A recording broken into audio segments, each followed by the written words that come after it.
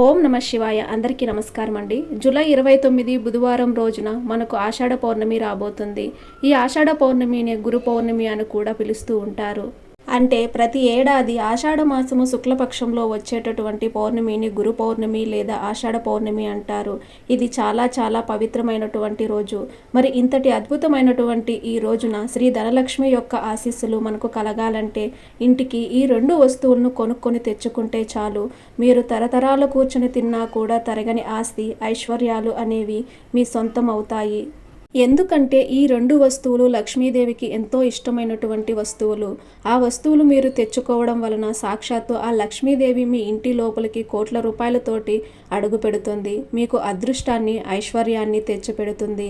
మీకున్నటువంటి కష్టాలను, బాధలను, కన్నీళ్లను, ఆర్థిక సమస్యలను, అప్పుల సమస్యల నుంచి బయటపడేసి మీరు ఎప్పుడూ కూడా ఊహించినంత ధనాన్ని, ఐశ్వర్యాన్ని చూసి ఆశ్చర్యపోతారు, సంతోషపడతారు. మీరు పట్టిందల్లా కూడా బంగారంగా మారుతుంది.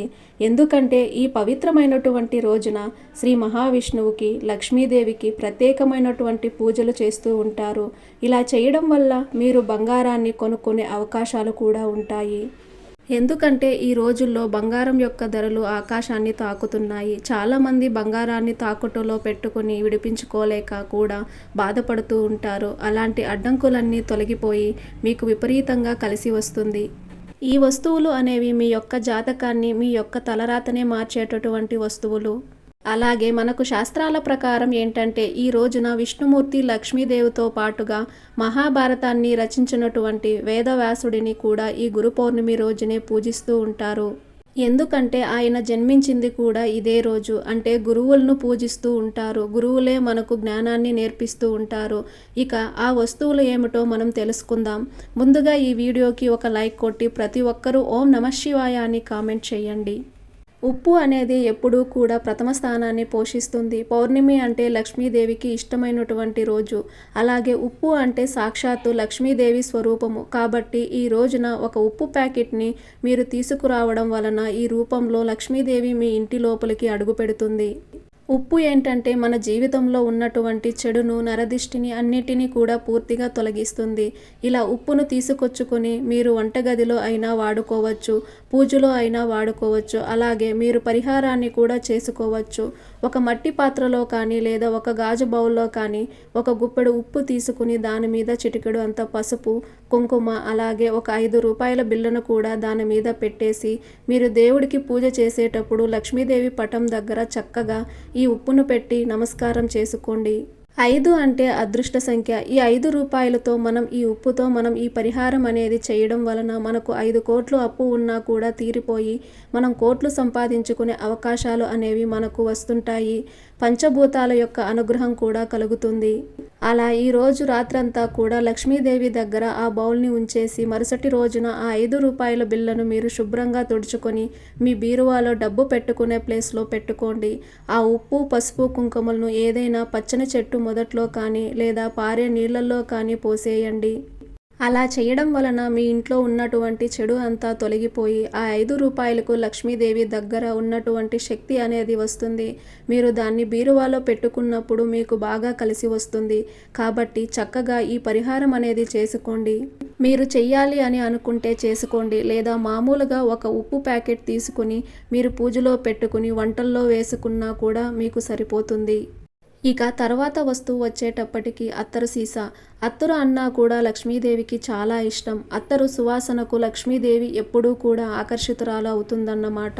ఇలా మీరు ఒక అత్తరు సీసాను తెచ్చుకుని మీ పూజ గది దగ్గర అలాగే మీ యొక్క గుమ్మాల దగ్గర ఇట్లా మీరు చల్లుకోవడం వలన ఆ యొక్క సువాసనకు ఆ తల్లి మీ ఇంటి లోపలికి కోట్ల రూపాయలతో అడుగు పెడుతుంది. ఇక తర్వాత వచ్చేసి పచ్చిశనగపప్పు. పచ్చిశనగపప్పు ఏంటంటే మన జాతకాల్లో గురుబలాన్ని పెంచుతాయి. ఇవి చూడటానికి పసుపు రంగులో ఉంటాయి. ఇలా పచ్చిశనగపప్పును మీరు తీసుకొచ్చుకోవడం వలన మీరు సాక్షాత్తు విష్ణుమూర్తి, లక్ష్మీదేవి యొక్క సంపూర్ణ అనుగ్రహం కలుగుతుంది. మీ జాతకంలో ఉన్నటువంటి దోషాలన్నీ కూడా పూర్తిగా తొలగిపోయి మీకు మీ యొక్క జాతకంలో గురుబలం అనేది విపరీతంగా పెరిగి ఇక మీరు పట్టిందల్లా బంగారం అవుతుంది. కాబట్టి పచ్చిశనగపప్పు తెచ్చుకోండి. ఇక తర్వాత జీలకర్ర కూడా మీ జాతకంలో ఉన్నటువంటి దోషాలను కడిగేస్తుంది. జీలకర్ర చాలా శక్తివంతమైనది. ఇలా మీరు జీలకర్రను కూడా తీసుకొచ్చుకొని వీటిని కూడా కాసేపు పూజ దగ్గర పెట్టేసి తర్వాత వాటిని మీరు సంతోషంగా వంటల్లో వాడుకోవచ్చు. దానివల్ల మీ ఆరోగ్యం కూడా బాగుంటుంది. ఇక తర్వాత పసుపు కానీ పసుపు కొమ్ములు కానీ ఈ రెండింటిలో ఏదో ఒకటి తెచ్చుకోండి. పసుపు అన్నా పసుపు కొమ్ములు అన్నా కూడా లక్ష్మీదేవికి విష్ణుమూర్తికి చాలా ఇష్టము. ఇవి ఏంటంటే మీ జాతకంలో గురుబలాలు అనేవి విపరీతంగా పెంచుతాయి. ఇలా మీరు గురు పౌర్ణమి రోజున ఇలా పసుపును కానీ పసుపు కొమ్ములు కానీ తెచ్చుకోవడం వలన మీరు పట్టిందల్లా బంగారంగా మారుతుంది. ఇక తర్వాత పసుపు గవ్వలను ఏంటంటే లక్ష్మీదేవికి అక్కా చెల్లెలుగా భావిస్తూ ఉంటారు. మీరు గవ్వలు తీసుకొచ్చుకొని ఆ గవ్వలు మీ పూజ గదిలో పెట్టేసి చక్కగా పూజ చేసుకోవడం వలన ఆ రూపంలో మీకు విపరీతంగా అదృష్టం అనేది కలిసి వస్తుంది.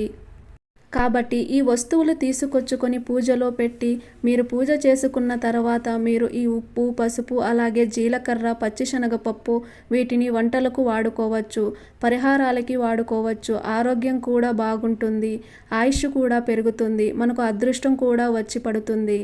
ఇలా మనకు బంగారము, భూములు, స్థలాలు, పొలాలు, బైక్ కానీ, కారు కానీ, బంగారం కానీ ఇట్లా అన్నీ కూడా కొనుక్కోవడానికి మనకు ఈ వస్తువులు అనేవి చాలా శక్తివంతంగా ఉపయోగపడతాయి. ఇక్కడ మనము 5-6 రకాల వస్తువుల గురించి చెప్పాము. ఈ వస్తువులలో మీ అవసరాన్ని బట్టి ఏదన్నా 2 వస్తువులు తెచ్చుకున్నా కూడా సరిపోతుంది. అలాగే ఈ రోజున ఏదైనా మొండి కోరికలు ఉండి తీరలేదు అని అనుకున్న వాళ్ళు శనగల మాలను స్వామివారికి సమర్పించండి. అంటే ఈ శనగల మాలను దత్తాత్రేయునికి కానీ లేదా సాయిబాబాకి కానీ లేదా మీరు మామూలుగానైనా సరే శనగల మాలను ఏదైనా గుళ్ళల్లో దానంగా ఇవ్వడం వలన వివాహాలు ఆలస్యమైన వాళ్ళకి వివాహాలు జరుగుతాయి. ఉద్యోగాలు రావటము, ప్రమోషన్లు రావటము, వ్యాపారంలో కూడా మంచిగా కలుసుబాటు రావడము ఇలాంటివి కూడా జరుగుతూ ఉంటాయి. కాబట్టి నానబెట్టినటువంటి శనగలను దారానికి గుచ్చి మాలలాగా చేసి దేవుడికి సమర్పించవచ్చు. ఇలా చేయడం వలన కూడా మీకు బాగా కలిసి వస్తుంది. కాబట్టి ఇలాంటి నియమాలు ఆచరించండి. ఈరోజు మాంసాహారం అనేది ఎట్టి పరిస్థితుల్లోనూ తినకూడదు.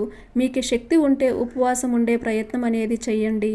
నలుపు రంగు బట్టలు వేసుకోకూడదు, షేవింగ్ చేయించుకోకూడదు, గోళ్ళు కత్తిరించుకోవడం, జుట్టు కత్తిరించడం, విరబోసుకోవడం ఇలాంటి పొరపాట్లు అనేవి అస్సలు చేయకూడదు. పసుపు రంగు వస్త్రాలు ధరించాలి. ఇక చంద్రుడికి కూడా సాయంత్రం పూట ఆర్జ్యం సమర్పించండి. చంద్రుడి దగ్గర పాలు గ్లాసులో పాలు తీసుకుని అందులో కొంచెం అటుకులు కానీ బెల్లం కానీ వేసి కాసేపు ఆ చంద్రుడి యొక్క అమృత కిరణాలు తాకేలా ఉంచి తర్వాత అందరూ కూడా పాలను తాగడం వలన మీకు ఉన్నటువంటి అనారోగ్య సమస్యలు తగ్గి మీ యొక్క ఆయుష్ పెరుగుతుంది. అలాగే చంద్రుడు ఎదురుగా నిలబడి నమస్కారం చేసుకోవడం వలన ఆ అమృత కిరణాలు మన శరీరాన్ని తాకి మన శరీరం అనేది వజ్రంగా మారుతుంది. అలాగే మన యొక్క కోరికలు కూడా తీరుతాయి. ఇలా మన యొక్క ఆరోగ్యం, ఆయుష్ అనేది పెరుగుతుంది. కాబట్టి చక్కగా ఈ పరిహారాలు అనేవి చేసుకోండి. అర్థమైంది కదండి, ఏం చెయ్యాలి, ఏం చెయ్యకూడదు, ఏ వస్తువులను తెచ్చుకుంటే మీకు అదృష్టం, ఐశ్వర్యం కలుగుతుంది. ఇలాంటివన్నీ కూడా మన వీడియోలో మీకు ఉపయోగకరంగా ఉంది అనుకుంటే తప్పకుండా వీడియోకి ఒక లైక్ కొట్టి మన ఛానల్ని సబ్స్క్రైబ్ చేసుకొని మీకున్న ధర్మ సందేహాలకు కామెంట్ ద్వారా తెలియజేయండి. ఓం నమః శివాయ.